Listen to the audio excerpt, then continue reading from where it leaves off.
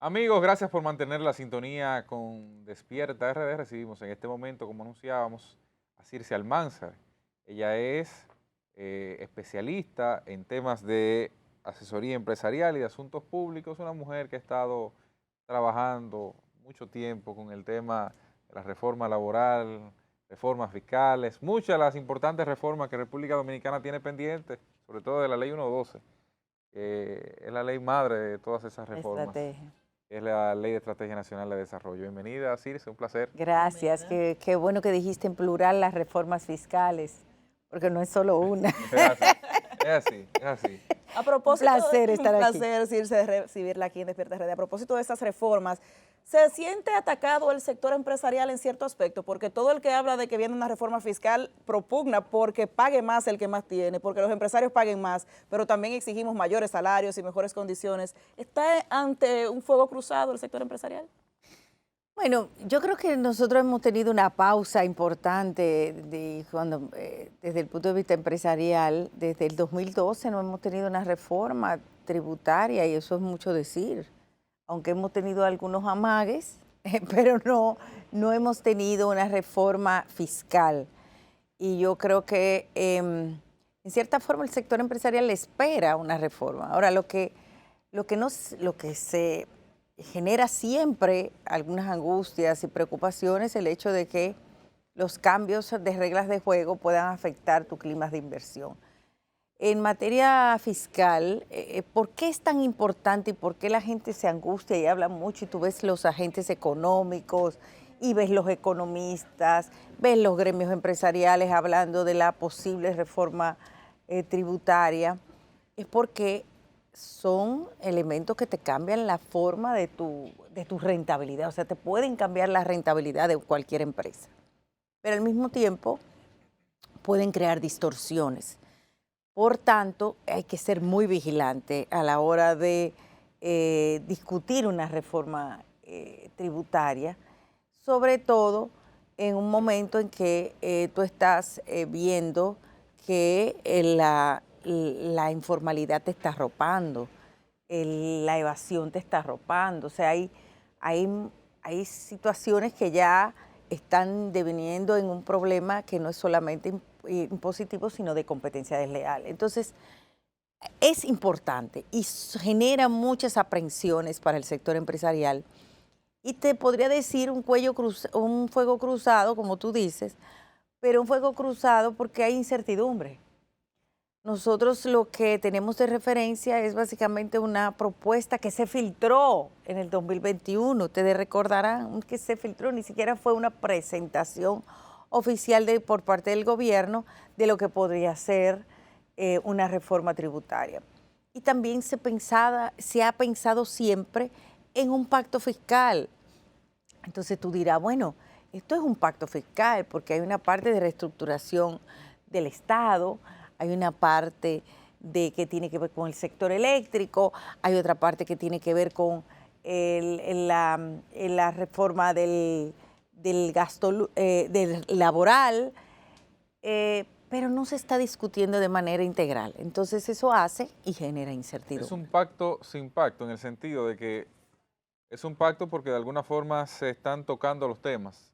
Sin embargo, no se han sentado directamente en la mesa los actores con una propuesta formal o con temas a tratar todos a la vez para abordar estos, digamos, 4 o 5 pilares que es en esencia lo que está agotando una buena parte de los recursos de la ciudadanía cuando se van al tema impositivo y cuando se van a la operatividad del Estado. Es ahí el asunto, más o menos. Sí, y de hecho yo pienso que hasta el propio gobierno ha sido débil en comunicar que es un pacto. Eh, pero realmente están todos los elementos ahí presentados de un pacto. Tú te pones a ver, está lo que tiene que ver con el sector eléctrico, que aunque no se ha planteado una modificación o una reforma legislativa, hay algún plan. Habría que ver si realmente esto resuelve el problema, porque en el pacto eléctrico habían varias modificaciones sustanciales que hay que hacer y que están pendientes. Pero está también acaban de aprobar la ley de responsabilidad fiscal, que era parte de los elementos que se pedían para un pacto fiscal. está también el tema laboral. Ayer presentaron la reducción de instituciones o reducción del gasto. Ahora bien, y me parece que el presidente lo que ha querido es, yo presento mis propuestas y las debaten en el Congreso. ¿Usted está de acuerdo con esa propuesta de fusión, por ejemplo? Ahora bien, lo que nosotros no hemos visto es un análisis cuántico que cuantifique realmente cómo se demuestra que hay 25 mil millones de pesos ahí. O cómo nosotros vamos a tener cómo esa propuesta de reforma laboral es realmente una reforma laboral o no una modificación legislativa del Código de Trabajo. ¿Qué parecería ser, partiendo de los aspectos? A mi entender es una modificación, no es una reforma, porque las reformas son el cambio estructural de las bases que construyen el mercado laboral.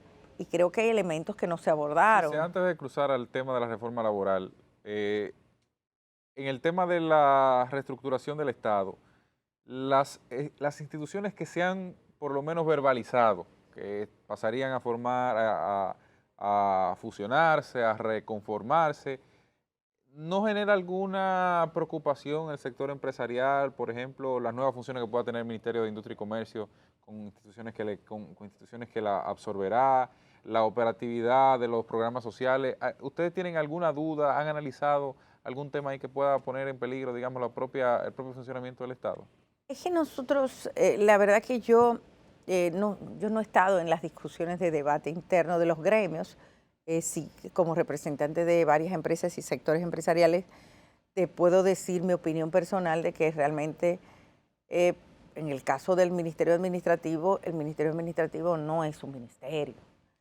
Es un secretariado administrativo que lleva los recursos de la presidencia y creo que se va a mantener igual. En un momento determinado se le empezó a llamar ministerio, pero realmente es el secretario de la presidencia. Lo que pasa es que en el contexto de secretarías, previo a la reforma de 2010, todo era secretaría. Exactamente. Cuando pasó a ser ministro, también asumió el nombre.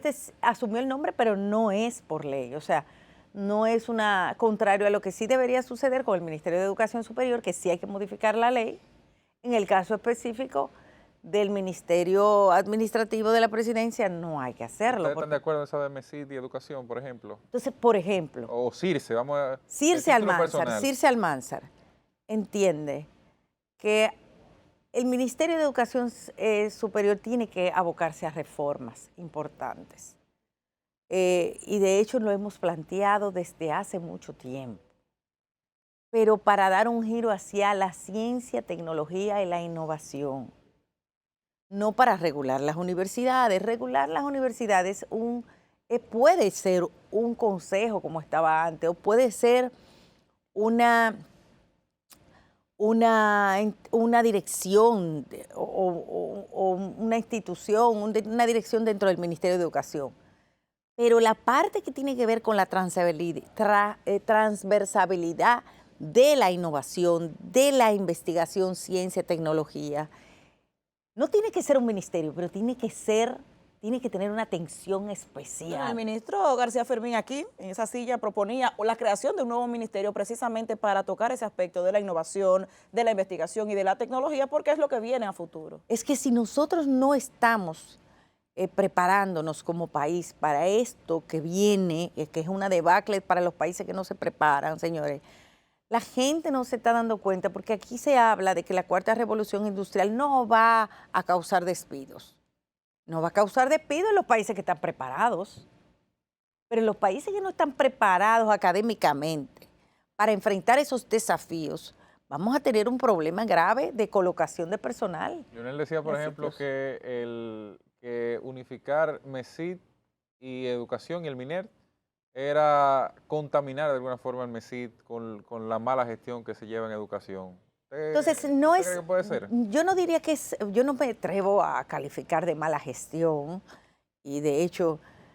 los problemas de la educación básica. Y yo lo que creo es que es una entidad demasiado grande, compleja, en un estado con muchas complejidades, con unos recursos demasiado amplios que no puede ni siquiera gestionar adecuadamente sus propios recursos, y lo demostraban. Alguien hablaba ayer de que solamente en el año de la pandemia se pudo gastar el presupuesto del 4% de educación. Y tú te das cuenta de que es una burocracia extrema. Y más en momentos en que tú tienes muchos intereses, porque al fin y al cabo gastar involucra suplidores, involucra proveedores. Y esos proveedores están compitiendo para alcanzarse un pedazo de pastel y eso genera también mucha conflictividad. Cuando vemos noticias a veces de que hay una corrupción en este caso, muchas veces son intereses que hay detrás. Y cuando tú haces una licitación de 15,000 millones de pesos, dime, o sea, son temas complejos. El próximo lunes podrían empezar a presentársele al país algunos aspectos de la reforma tributaria, cuáles serían los nuevos impuestos y también si se eliminarían algunas exenciones, cuáles sectores entiende Circe Almanzar que no pueden tocarse en materia de algunos beneficios fiscales. Bueno, lo primero es que ya no se puede gravar más a los sectores que pagan más. Nosotros tenemos un desequilibrio y una inequidad en materia fiscal que viene agravado desde el 2012. Por ejemplo, tú no puedes elevar las tasas. Creo que el gobierno lo ha planteado ya, de que no piensa elevar tasas impositivas, porque ya de hecho nosotros estamos en el tope. En el caso específico de los selectivos al consumo que yo represento a las bebidas del ron dominicano, nosotros somos casi 3 veces el promedio de Latinoamérica en selectivos al consumo de bebidas alcohólicas. Y ya de por sí lo que se está causando es, lo que hemos demostrado, no lo digo yo, si se ha demostrado, un ilícito y un problema de evasión y de disminución de las recaudaciones. Tuvimos el año pasado la menor recaudación en los últimos 20 años de la historia en materia de selectivo al consumo de bebidas alcohólicas. A pesar de que el consumo de alcohol sigue creciendo. A pesar de que sigue creciendo. ¿Qué pasa? Se traslada hacia productos que o evaden o son adulterados o falsificados o ilícitos. Entonces, eso hay que tomarlo en cuenta. Tema de telecomunicaciones, otro sector que está altamente gravado y que ya se están viendo desde hace un tiempo indicios de ilícito. Ya encuentras en comunidades sitios donde te están vendiendo internet por la izquierda, como dice. Pero el comercio también está muy afectado. El comercio está tan afectado mientras tú tienes compras por internet exentas de impuestos. Entonces, ¿qué es lo que te está generando? Una desviación del consumo y por lo tanto una erosión de los ingresos fiscales. Porque o tienes un comercio que no paga impuestos de un nacional extranjero o de cualquier sitio que empieza a evadir y es informal por todas partes, como denunciaron en una ocasión algunos comercios que estaban contaminando todas las comunidades de los pueblos, o tienes las importaciones de internet, que no es que van a desaparecer, sino que tú lo que vas a es a lograr un poquito más de equilibrio, porque ahora mismo te sale muchísimo más barato importar algo desde China que comprarlo aquí. Porque hay negocios que abusan también, sí, eso es lo Hay que negocios lleva a que la abusan. gente, eso es lo que lleva a la gente a buscar otras opciones. Pero vamos a demostrar lo que abusan. Porque lo que yo puedo comprar Sí, aquí en 1,000 Cristian. pesos y me salen 900 por Pero internet, yo lo vamos compro mejor aquí por a 1,000 demostrarlo, pesos. entonces, vamos a demostrarlo por ley Tevis a las mercancías importadas. Yo te aseguro a ti que tú no vas a dejar de comprar, pero vas a pagar impuestos. ¿Entiendes? Entonces, tenemos un problema de déficit fiscal. Tenemos que resolver las distorsiones. Y esas distorsiones, aunque nos duelan, porque tú vas a comprar, yo voy a comprar también por internet, porque hay cosas que también tú ya te acostumbraste. El mundo va cambiando en esa dirección. Ahora, lo que tú no puedes es desviar el consumo hacia productos que no paguen impuestos. Igual pasa con el Airbnb. Tú estás, mientras tienes habitaciones que pagan impuestos, tienes otras que no pagan impuestos. Entonces hay que equilibrar la carga. Ahora bien, la gente puede empezar a quejarse de que los impuestos a las plataformas digitales, eso es algo también que hay que corregir. El mundo ha cambiado en ese sentido, hay que ponerle impuestos a eso, pero a la industria dominicana, señores, si tú le pones más impuestos, aquí no va a quedar una industria. No va a quedar una industria. Y si tú lo poquito que tienes para que la expansión de la industria, que es la ley de proindustria, que lo que significa es básicamente comprar maquinarias para expansión y deducírtela del impuesto sobre la renta, si tú le quitas eso a la industria, tú la vas a dejar desnuda totalmente para competir con el mercado internacional. Por otro lado, en el caso de los incentivos fiscales, yo soy de la opinión que los incentivos fiscales no se pueden mirar solamente mirando nuestra localidad. ¿Qué pasa en el mundo? En el mundo están compitiendo por atracción de inversiones. Si tú quitas los incentivos fiscales acá, se van muchas empresas para otro país, porque otro país le da los beneficios. Lo que tú sí tienes que hacer es controlar que esos realmente incentivos fiscales sean para generar empleos, para generar riquezas y para generar productos nacionales y encadenamiento productivo. No les regales tus impuestos a una gente por el simple hecho de tu simple ser extranjero. No, tú vienes, ¿cuál es tu compromiso? ¿Cuánto? ¿Cuál es el costo-beneficio? Tú eres una empresa hotelera turística, ok, yo te exoneré, pero ¿cuántos empleos tú me vas a generar? Ah, pero yo tengo que valorarte dentro de esos incentivos que tú estás usando en mi playa dominicana. Pues es un recurso natural. Mientras todo el mundo habla de que la minería debe pagar más de un 60% porque está extrayendo recursos naturales, la gente no habla de que el turismo es uso de recursos naturales también. Entonces, igual pasa con las leyes, por ejemplo, que tienen estímulos, que hay que irlas corrigiendo. Si tú tienes una empresa que se va a beneficiar de la ley de cine, no ponle un tope para que no se beneficie al mismo tiempo de la ley de energías renovables. ¿Entiendes? Sí. Yo creo que hay mecanismos para resolver el problema y no ser tan radicales a la hora de recortar. Ahora bien, lo que moverá la aguja, señores, aquí para ingresos fiscales, y por eso yo soy una ferviente defensora de la minería, lo que mueve la aguja en los ingresos fiscales es que aprobemos esos proyectos de minería responsable que están pendientes.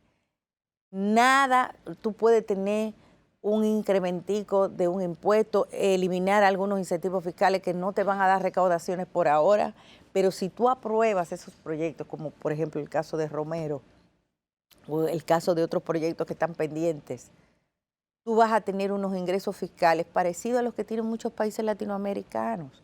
Señores, cuando uno ve otros países que tienen una presión tributaria de 20 y pico %, 10% de ese 20 y pico son producto de la extracción de recursos naturales.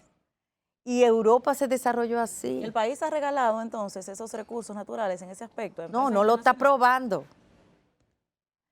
No los está probando para las expansiones. Entonces, eso quiere decir que no está utilizando esos beneficios o van a estar disminuyendo esos ingresos. ¿Usted, Circe, de alguna forma cree que puede el gobierno de todas estas reformas, que son muchas a la vez, salir con buen pie? Alcanzan todas las categorías de reforma. La gente no puede tener un cúmulo de intranquilidades, o los distintos sectores que dan vida a la sociedad no pueden tener un cúmulo de intranquilidades que afecte la gestión gubernamental, el aspecto político de la administración del Estado. Cada quien tiene su estilo. El presidente tiene su estilo, pero la verdad es que yo fui testigo de cuando el presidente en el 2021 presentó 13 reformas que luego se llegaron a 16 para que se discutieran en el CES. Y nosotros discutimos muchas de ellas en el CES. Pero no pasó nada. Exacto, fue muy poca. Entonces, ¿qué pasa? A veces el que mucho abarca, poco aprieta.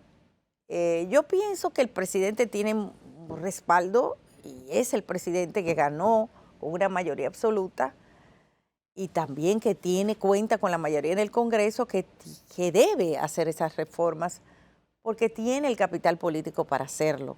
Y los presidentes están para tomar medidas. Ahora bien, cuando empieza la misma discusión de entre propio gobierno, a nivel público se erosiona un poco la autoridad. Y eso me preocupa.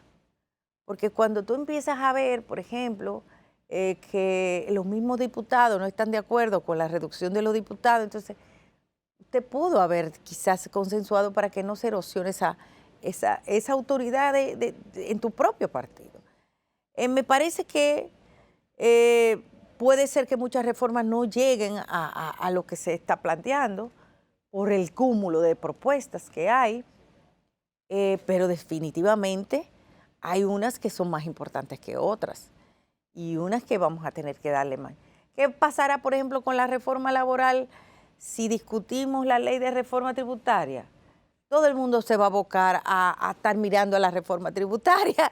Nadie le va a hacer caso a la reforma laboral. Sobre todo porque no tiene elementos sustanciales. ¿Entiendes? ¿Debería pasarse entonces esta discusión en torno a la reforma laboral? No, bueno, el tema es que no aplazarse, sino tratar de lograr realmente llegar a reformas que sean más importantes o que impliquen un cambio en el mercado de trabajo. Con el aspecto de la cesantía sería entonces esa reforma. Es que son varias, porque no es solamente la cesantía. Cuando tú hablas de la cesantía, la que más preocupa. La gente tiene eso ahí entre ceja y ceja. Llamémoslo las reglas que están actualmente que influyen o que disminuyen la potencialidad del mercado formal de trabajo. Eso es lo que hay que llamarle. Y hay una serie de elementos o de reglas que hay que revisar. Entre ellas las modalidades de contratación del trabajo, los horarios de trabajo, sobre todo las jornadas nocturnas, las jornadas mixtas, son elementos que hay que repensar, porque ya la forma de trabajo no es de 8 a 5.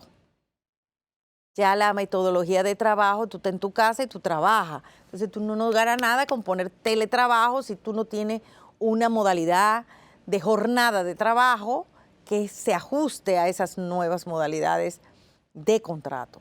Entonces hay una serie de disposiciones que hay que mirar, pero también está la carga laboral que implica también las jornadas en materia de despidos, que hay que revisar también.